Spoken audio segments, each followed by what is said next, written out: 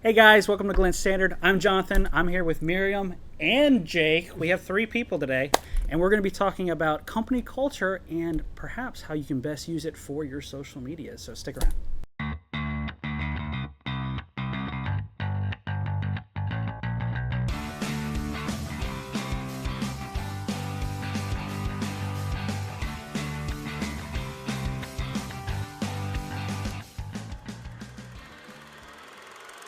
How to transition into us doing fun things like this. We're upstairs for once. I know, all three of us, and there's three of There's us. three people. So can we start with something about how company culture, how everything's kind of going?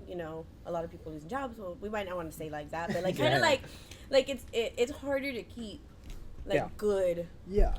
For sure. You know what I mean? Yeah. It's hard to keep a good company culture when there's so many negative things kind of going on around outside of the workspace, right? Yeah. Talking about specifically keeping out a positive environment. Yeah.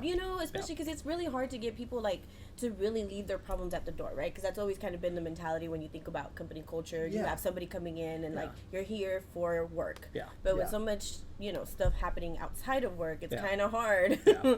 I think we do a good job of that Yeah. here. Oh, Of just facts. being, we're all very different people here. Yeah. Yes. And, it's kind of some people might be different and they don't feel comfortable. I don't agree. I'm just not going to talk about it. Yeah. But we tend to try to get our points across. Oh, yeah. Whenever we're here in the office, it's have you heard about this? This is what I think. Mm-hmm. Yeah. Someone might have a differing opinion, but we it's a everybody gets to conversation. talk. Yeah, Everybody it's a gets to talk. conversation. Yeah. Yeah. Well, I think when I first came in and you and I, our relationship building, Yeah. the first time that we went and had a meal and kind of sat there and Yeah. talked, I think we talked about aliens or something. Yeah, It was just the most random It's I'm conversation. ooh, Miriam likes conspiracy. Yeah.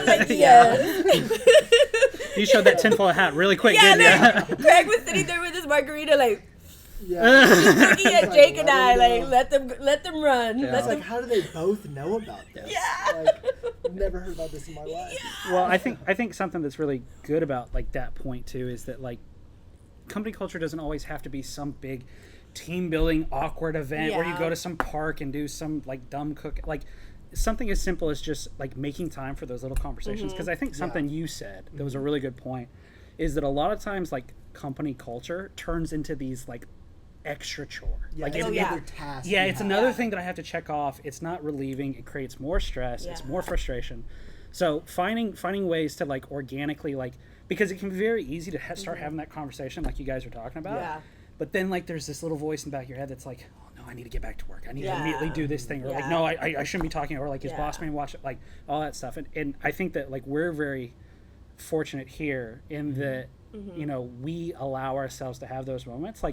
If our conversations go on a tangent, that's fine. We keep track of time to make sure it doesn't stray off too much. Yeah. But we're really good about allowing for those moments, and I think that that's something that businesses need to be open to a little bit more too. Yeah. Is Yeah. allowing those natural discussions, because it can be very, very easy to turn it into let's just have a fun conversation, and then it turns into what do we say, and then this awkward silence, and everybody's struggling to think of something. So even before we start talking today, we talk 20-30 minutes before we even start recording, just to have conversation, and not even related to stuff we're talking about today. Yeah. So Yeah. getting that momentum and getting that movement so that you can have those reliefs in Yeah. company culture, and then capturing them. It was even the same way. We had a big meeting on a Saturday. Yeah. And most people would be gotta come in on a Saturday. But we came in, we had our donuts. Yeah. We didn't even talk. We didn't have the meeting for an hour. No. And Hey, I then was gonna say it ran an hour and a half over because we Yeah. didn't start. Yeah. So, we finally were all right, guys. Yeah. Let's. And maybe that's just a testament to how great we are. Yeah. But it's Yeah. you have to. I think that's the mindset you have to have. You have to Well, I appreciate. I think the important thing is outside of giving the space, it's the fact that the space is given and nobody realized that we were here that long until after the conversation was kind of dwindling down. We had gotten all our points across.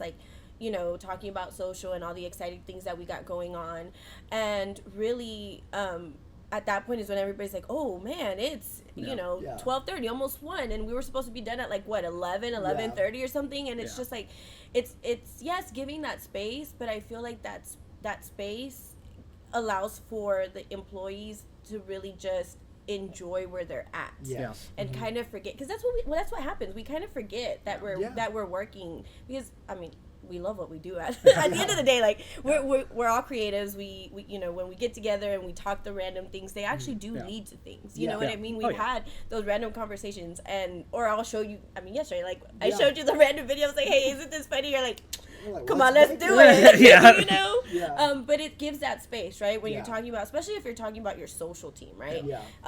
Like, it's so funny. I always see like these memes on LinkedIn and stuff that talk about, like, you know, social media managers on their phone. They're like, I'm working, like, you know, and it's true. Like, it might seem like you're just on your phone, or you might just be like on some kind of social platform, but you're not. You're you know, you have the freedom to actually do your job in a manner that's gonna really be efficient and help you in the long run.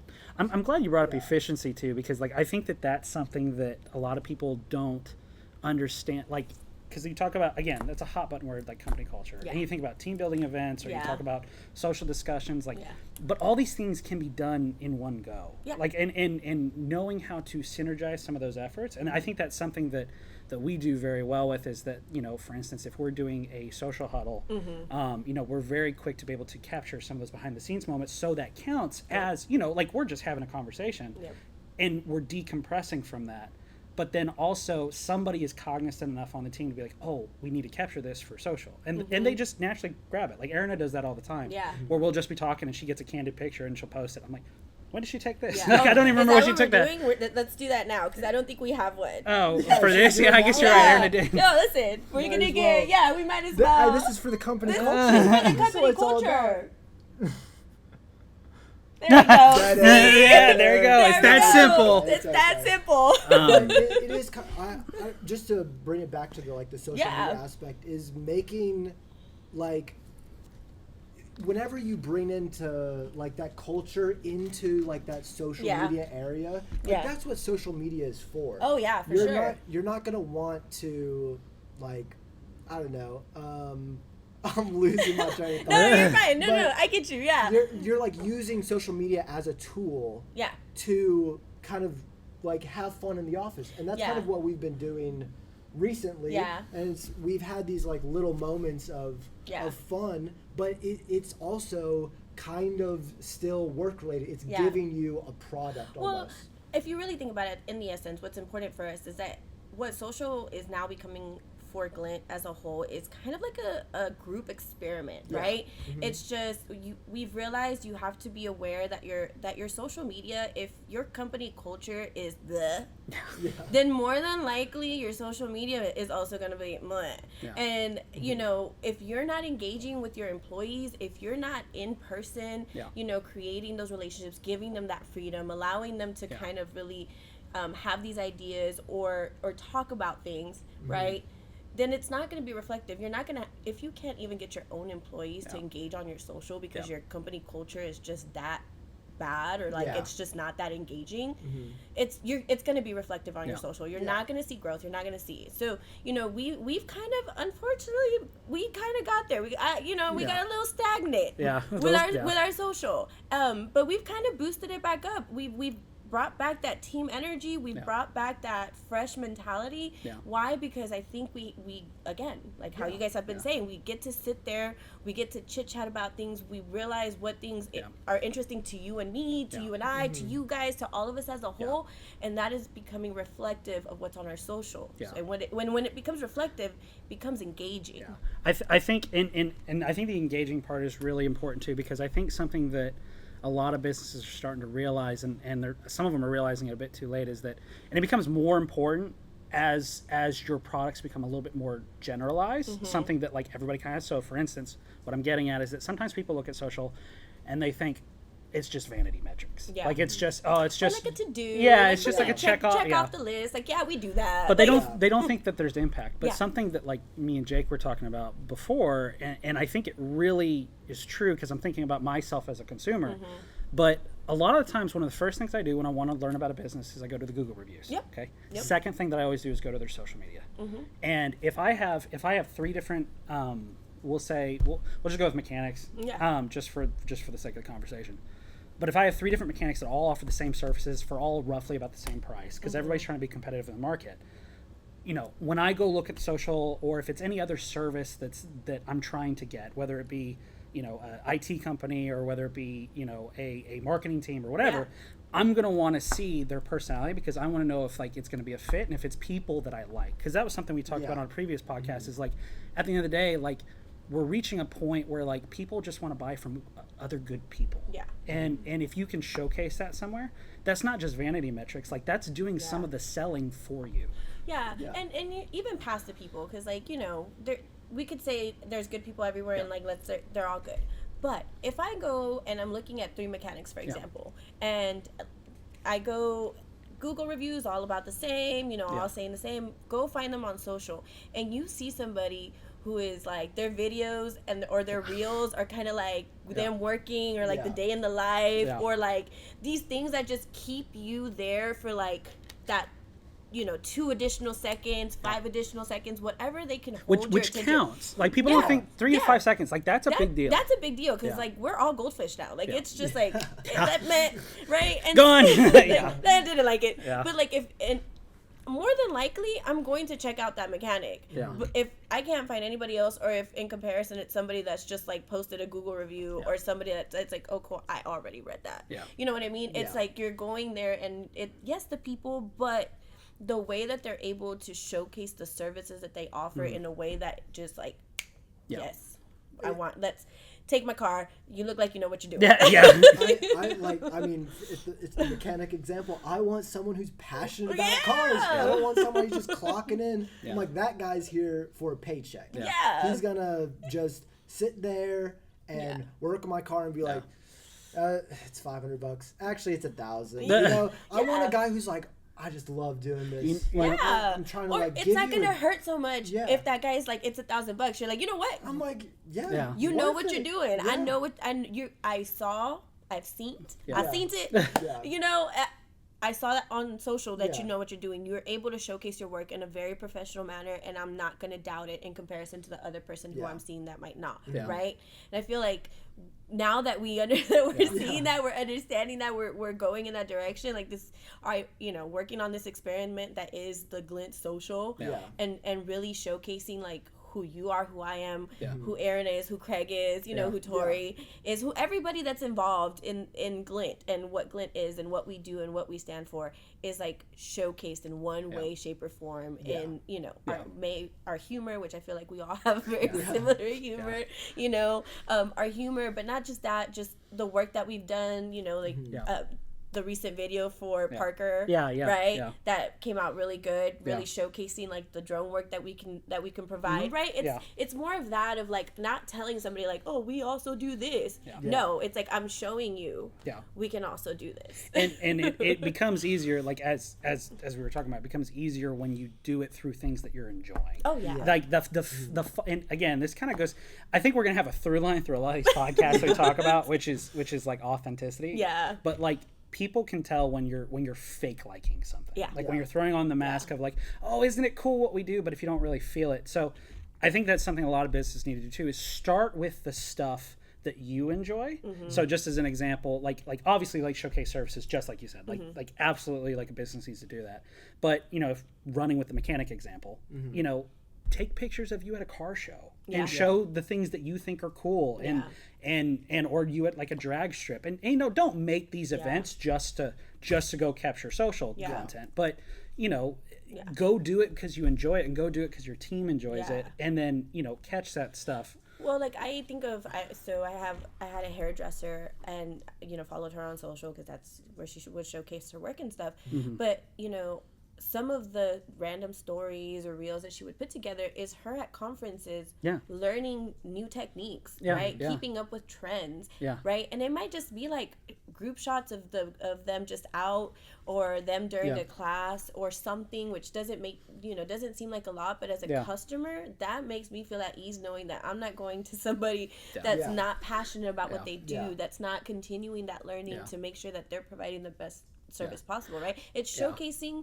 every aspect of that, right? And again, you can't have that kind of social media presence if your company culture isn't the standard, right? Isn't set to that standard as well. Yeah, because they really work in hand with each other. You were about to say something. No, I was gonna just say, like, I don't know, just using like the tools that are like in front of you. Like, I mean, we make a podcast every month. But I don't know, I felt like excited about doing it today. And just kind of like, we all had a long day. It's time to just like sit back and like enjoy the time, and it still has to do with work. It's like, it's not a thing where I'm just like, oh, I gotta do this.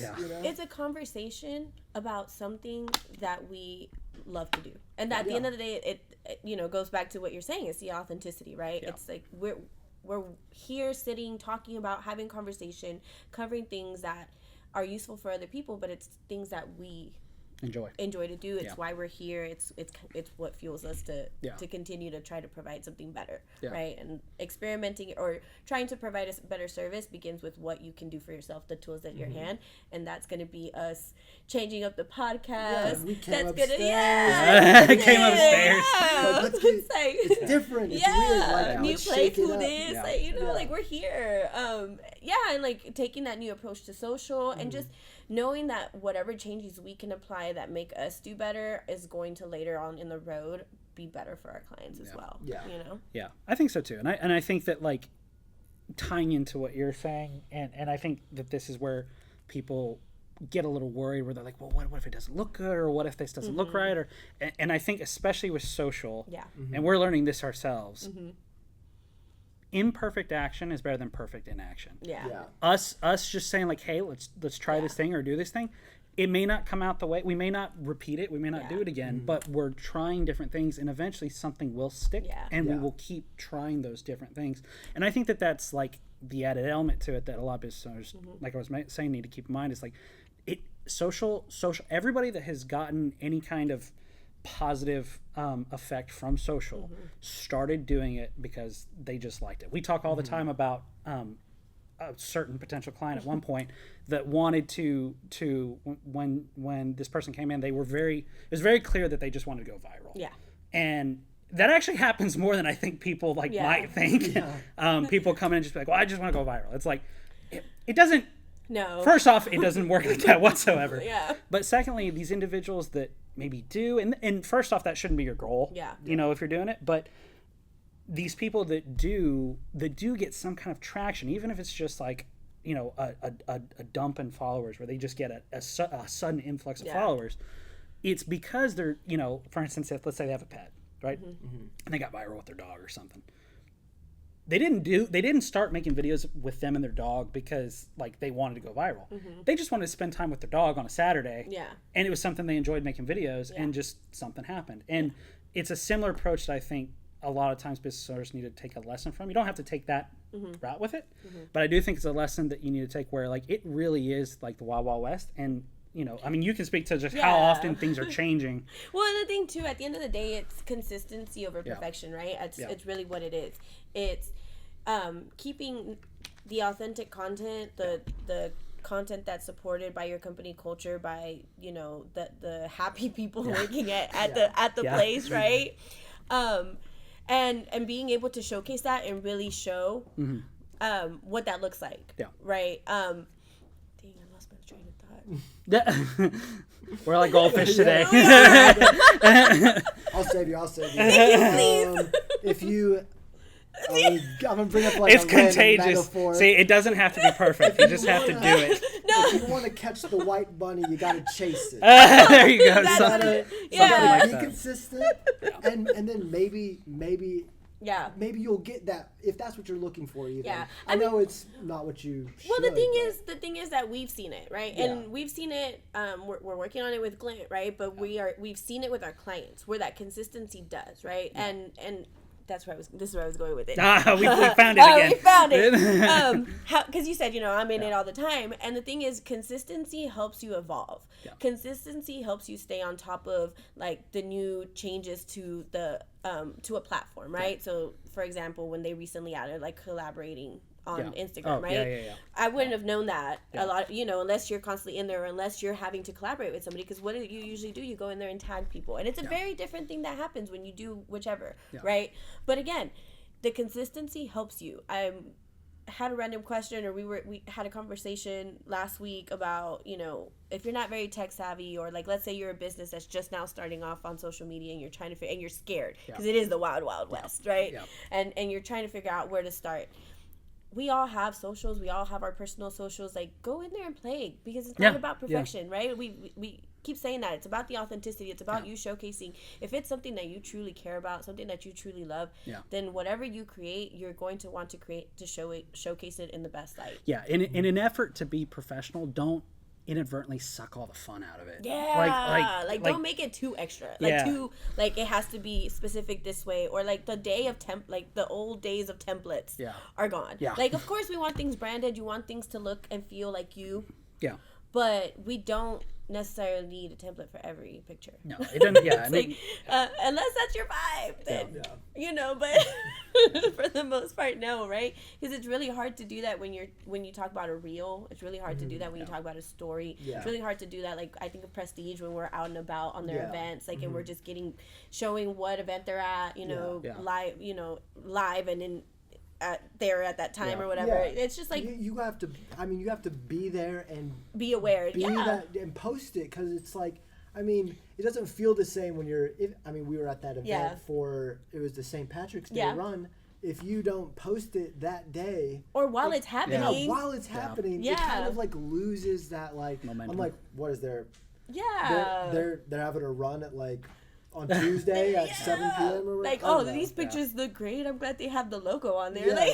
Well, I think it can also cause, like, inadvertent effects too, because, like, if you don't get that out immediately, like, let's say, for instance, let's say you drag behind on it and you wait like a week, 2 weeks.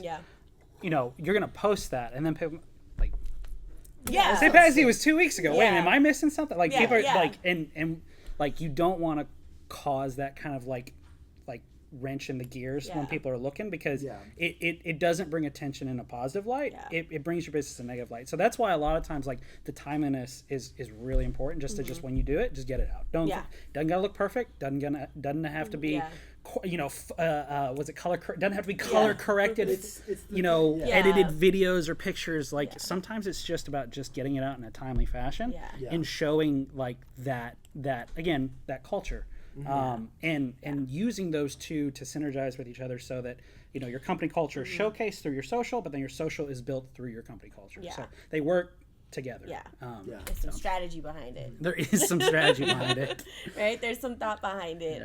But again, to create a good company culture, right, there has to be thought behind that too. For sure. For sure.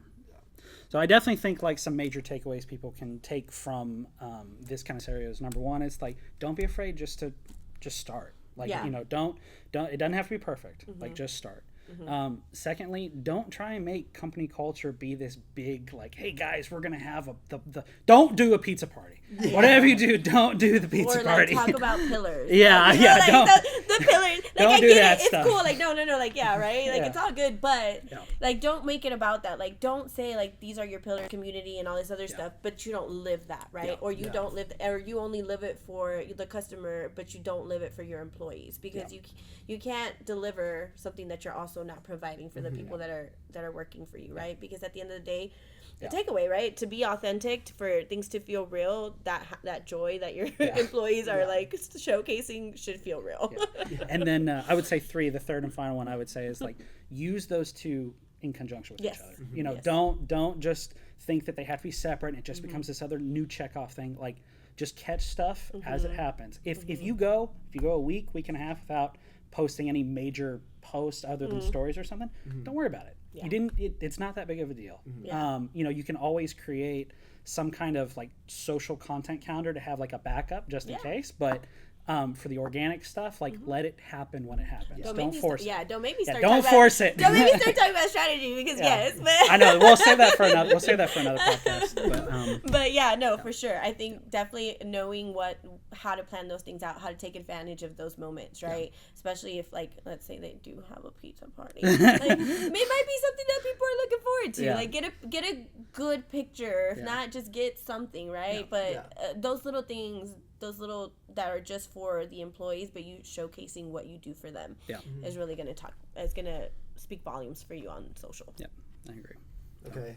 Who wants to outro it? I know, I was going to say, we're going to do the outro and intro. It's all you. I know, okay. Yeah, you do it. Okay. I still don't know the outro. I know, I got to remember the outro.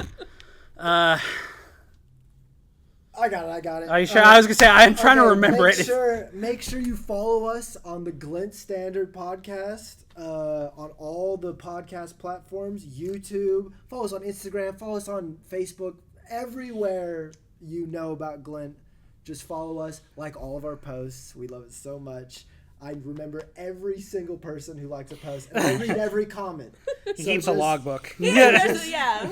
You know, do it for me, Miriam, and Jonathan. Okay, please. Thank you so much for watching. Hope you had a great time.